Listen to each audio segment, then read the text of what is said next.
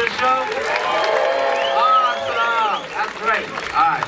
We got a guest, like I said. It's not Dave Chappelle, but he's killing it. He's funny. He's a local guy. You guys are going to love him. Big round of applause and a lot of love for Fred Kerr, everybody. Fred Kerr!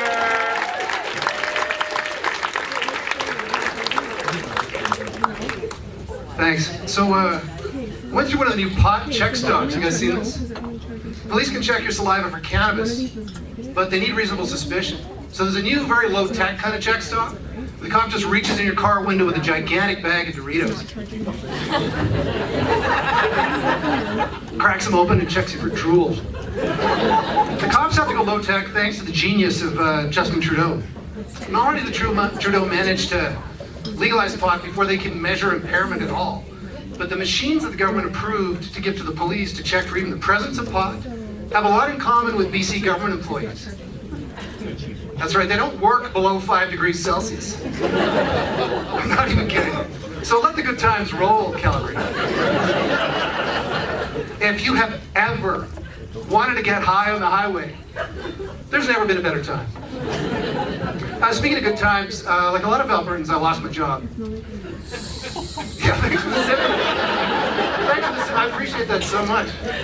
But don't you worry, sir, I won't be unemployed for long, because I've got the same academic qualifications as our Prime Minister. We can both fall back on that Bachelor of Arts degree in literature. Yeah. You know, Canada being led by Justin feels sometimes like the entire country showed up to a gunfight, armed only with a selfie stick. I changed my diet since I lost my job, folks. I'm trying to feed my kids a lot more free-range, locally grown, organic squirrel. Squirrel's an acquired taste, folks, but you gotta try my flambé d'écureuil écrasé. That squished squirrel on fire. Sounds so much better in French than what it really is, which is yard rat in a gasoline reduction. But the kids, they refuse to eat squirrel 7 nights a week, folks. So I've had to find a squirrel substitute. Went to the Safeway, found a fish called tilapia, brought it back home, cooked up some tilapia for lunch before we headed to the zoo. At the hippo tank, we noticed there's a school of fish circling the hippo, who apparently help keep the tank clean by consuming a lot of hippo turds. Sensing a teachable moment, as outstanding parents inevitably do, I turned to the keeper and said, "Sir, if you don't mind telling the kids, what's the name of that helpful shit-eating fish you got in the tank?" And he said, "That'd be tilapia." And folks, that's the last time anybody in our house ever ate any tilapia. I guess that's less of a joke and more of a public service announcement. My daughter announced she's bringing home a friend to dinner who identifies as pansexual. I was concerned about having a pansexual over at dinner, worried that she might be attracted to our cookware. I can keep table one. My daughter explained, though, that I had that all wrong, calling me old-fashioned. Pansexuals are amenable to relationships with all 77 genders. At Dalhousie University, they've got a very, very progressive hiring policy. I don't know if you heard about this. To get a job at Dalhousie, you need to be, in the terms of human resources, you need to be racially visible, which is the most fucking racist thing I've ever heard in my life. Certainly leaves out me and my family. No matter how hard we try, we remain racially invisible. Thinking about an outfit for tonight, trying to pick out something, realize nothing really goes with this skin color. Right, with white with red spots.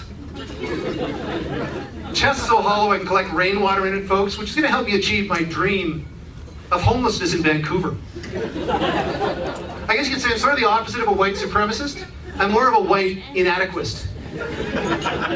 So dealing with a lot of inadequacy and more spotty than sporty, you can imagine 0 dates for me in high school. I guess there was one at the very end, but she babbled to fill the awkward silence while I just prayed for sweet, sweet death. Years later, I found out she'd actually become a lesbian, and I think I deserve most of the credit for that. Thank you. Happy to report my girlfriend is less lesbian. I know this because she dragged me out to a Ryan Gosling movie. Yeah, in business we call that a tough comp. 2 hours of gazing at Gosling, the lights come on, and she turns to me with a look of, I'll never forget it, profound disappointment. So I went up to the bathroom to have a little cry. I guess that's where I realized the fluorescent lighting really brings out my purple eye bags. And the high-speed dryers make my hands look fat. Okay. Anybody else have trouble with Starbucks messing your name up? Anyone? My name's got 4 letters, folks. F-R-E-D. 1 syllable. Watching barista Brittany concentrate may be harder than you'd expect as she writes on the cup. Minutes later, barista Michaela calls out, "Tall mocha ready for..." She squints at the cup. "Sorry, sir, is it Fred or fired?" She shows me the cup. It says F-I-R-E-D. I said, "Michaela, you got me. If I'm honest, it's both. Fred and fired." Listen, I don't suppose you have any job openings here? I've got a Bachelor of Arts in Literature, and I am fucking amazing at spelling. Thank you.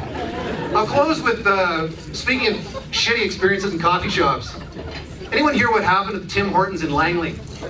Anyone? I can reenact it for those who missed it. A woman barges into the Tim's in Langley, storms in, and demands to use the washroom, but she's so rude that the staff actually deny her access. So to retaliate, she defecates on the floor and just flings it at them. True story. Now, the video of Tiger Trixie's testy, turd-tossing tirade at Tim's went viral. When you watch that video, as I urge you to do, recognize this woman for her talent. Think about it. In 8 seconds, she extrudes this log, clips her off like a cigar cutter, and just launches the thing. As Calgarians, I think we've all seen professional cowboys achieve far less than 8 seconds at the greatest outdoor show on earth. Not only does this woman have awesome center control, she did not throw like a girl. This lady flung her own dung like a coked up chimpanzee playing shortstop. My name's Fred Kerr. I want to thank you for your time.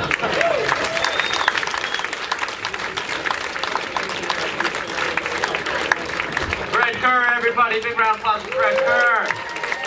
All right. I'm going to introduce the feature act right away. Like I said up the top of the show, from Calgary, lives in Toronto, was just on Just for Laughs. You guys are going to love him. One of the